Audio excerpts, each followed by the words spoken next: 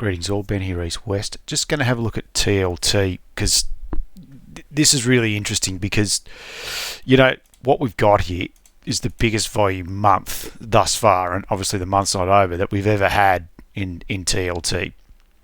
Okay, so this is a monthly chart, but as we even bring this into the weekly, we've just closed out the week also with the biggest ever weekly volume that we've ever had in the contract. So I guess the question now is, are we at the bottom? Well, good question.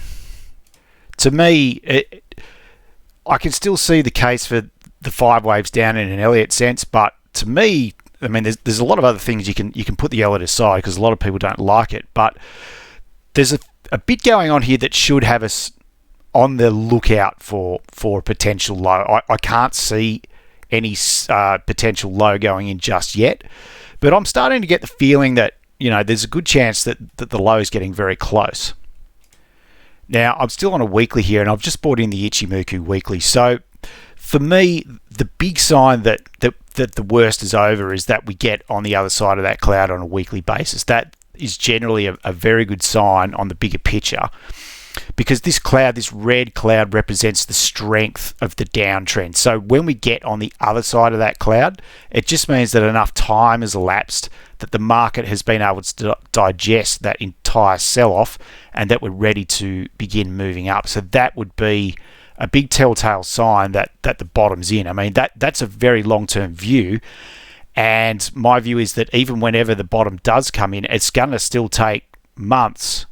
Like, it could be well into next year before we actually manage to get on the other side of that cloud. So, to get on the other side of this cloud will mean that, yes, you've missed wherever the bottom's going to be, but you're increasing your chances that was the bottom, if that makes sense. Because, yeah, you could dive in now and buy it here at $80, but there's nothing to say that this thing doesn't, keep going down to 50. I mean, I don't think that's going to happen, but you can never rule it out because, we're living in some interesting times.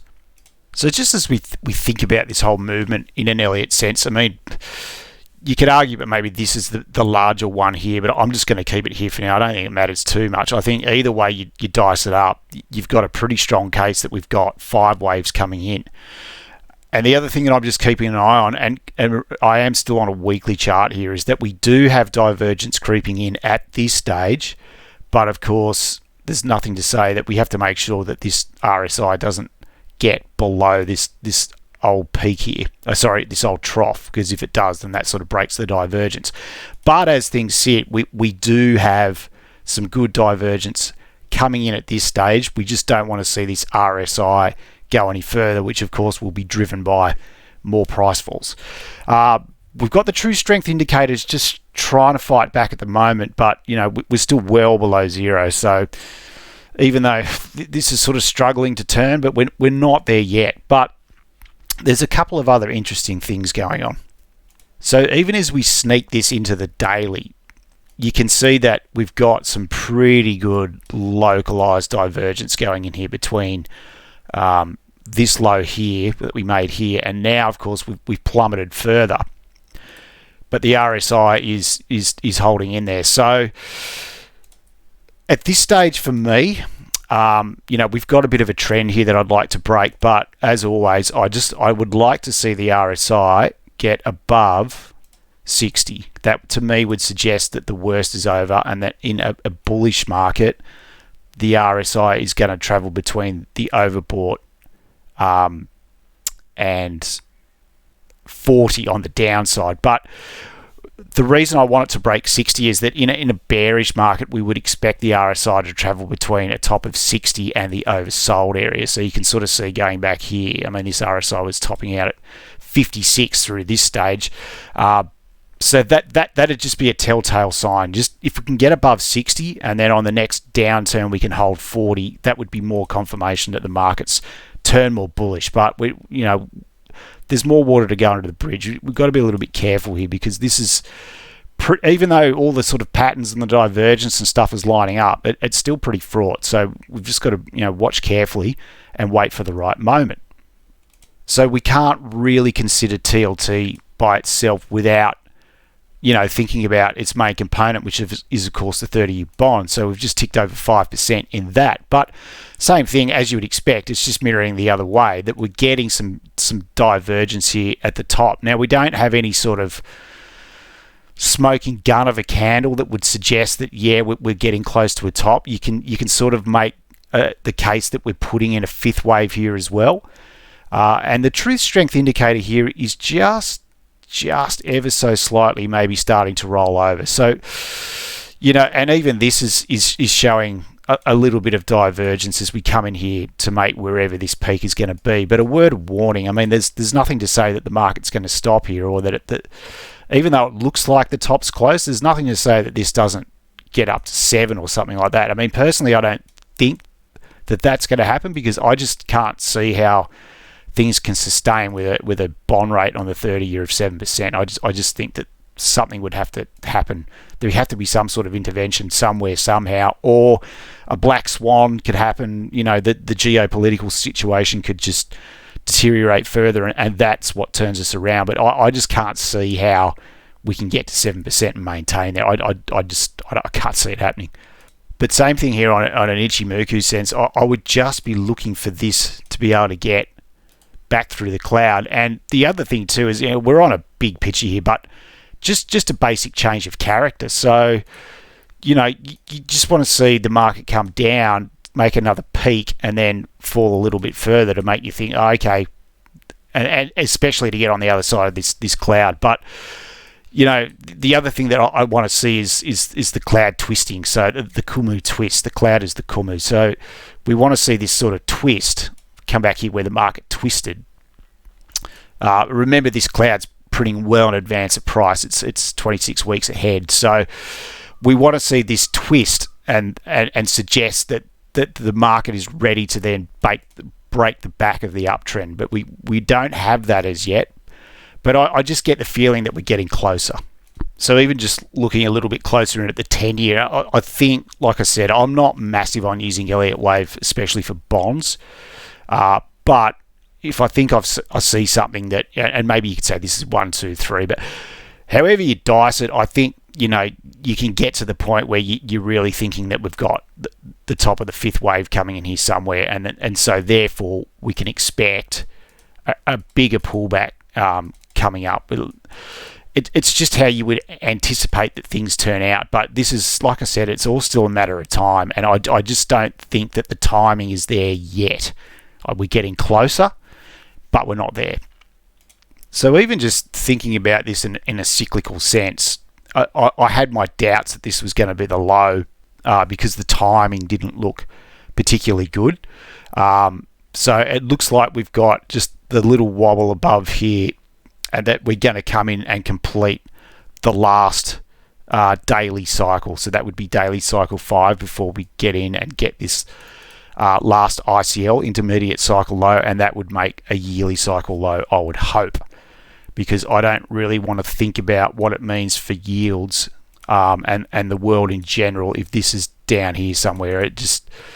I can't even think about it. It'd be almost Armageddon, I think, if this really was coming off. Those yields would be 6, 7, 8%, and like I said before, I can't see how the US government can sustain their issuance if things are sitting like that. So, like I said, this is another one where I'd just be looking for signs of a bottom, some sort of candle, something like that. But we know that actually there's one more thing I wanted to show. And this is just like the Larry Williams accumulation and distribution oscillator. So this is also diverging. So what that really means is that because of this huge volume that we've got coming in here, and I think this was a record volume day even, but the size of the candle suggests that there was plenty of people willing to step in here and buy from the huge amount of selling, and that has created a divergence in the accumulation and distribution oscillator. So it's just another sign. It's not a guarantee, but it's just telling you that even though we've got massive volume coming in here, that there's some buyers sitting there and they're prepared to soak this up. So whether or not that makes the bottom, we don't know, of course, but it's definitely a good sign that someone is stepping in here and buying. I mean, it's just the support that's coming in. I mean, this is just it's a huge day. I think this was even a record day. So, you know, they really soaked it up. So what the market does next week is going to be interesting, because if we start pushing away and we come in and break this top, well, all of a sudden you're back here going, well, hey man, was that the low? Hard to tell, of course, but you know, that would be the sort of thing you're looking for. So back to these cycles, I don't actually have the medium cycle worked out. I mean, what I've sort of seen from and this intermediate cycle, which is, you know, a declining cycle, is that the median's been about 75 days. So as we sit from this last cycle low, as I've got it worked out, what we're on day 60, so maybe another couple of weeks. So that got me thinking, and I just ran a code on TLT, and what I found out is that October historically is the weakest month for TLT. Okay, so it's only been up since its inception. It's only been up 27% of the time for the month, and it's down 72% of the time. So this kind of just feeds in that maybe, like I said, I mean, if we're looking at round about 75 days, and don't quote me on that, that's just a rough sort of guesstimate basis history, you know, we could expect that the rest of October for the next couple of weeks will remain weak. But when we start to look at November, historically November has been up. It's the second strongest month behind July, where it's been up.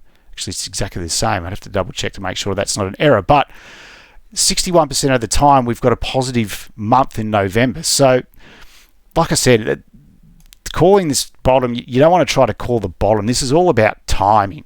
And I just think that if you could just hold off for another couple of weeks to see what happens, we know that November historically has been a better month for TLT. So with all that in mind, and all that case that's kind of building for TLT to bottom out, what would I want to see? Well, ultimately, I want price to dictate what, you know, my thinking going forward. So, you know, I'd want to see this. I'd want to start with a decent push, which, you know, is obvious. And then after that, I'd be looking for the pullback. And I'd want this pullback hopefully to be, you know, roughly sort of between the 50 and the 61.8 as a retracement and hold. And then after that, I'd be looking for a much larger move. Something much steeper that would break out of the basic trend channel that this would set. Something like this. At this stage, you're going, okay, well, now I think I'm looking at a 1, 2, and we're coming up here to get a 3. And in the overall sense, that's starting to suggest to me that the bottom is in. But once again, you wouldn't be 100% sure of that, because you got exactly the same thing happening here. That's what happened here, and that proved that was not the bottom. So what else would you need to see? Well, then simply you'd be looking for the next pullback and consolidation. So you've got 1 up, 2 down, 3 up, 4 down, and then you'd be looking for another wave. Or even just to simplify it further, let's just say for argument's sake that we did make 1, 2, and we got 3, 4, 5. We thought we got 5 waves up like that. Then we had the steeper pullback, because at this stage, this is where you're starting to get, you're like, okay, if I think I can count 5 waves up there, so you might be thinking, oh, okay, I've got a 1 wave, a 2 wave, you know, maybe I've come up here for a 3, I've got a 4, I've got a 5, and everything's lining up, and that looks good. And then you've got this larger pullback, and you'd be hoping that would pull back in 3 waves into this zone to maybe test out some old resistance that became support again. At this stage, you'd be thinking, okay, now I've got a bigger 1, 2, and then if this top breaks, then I'm going back here and thinking, okay, well, this was a low.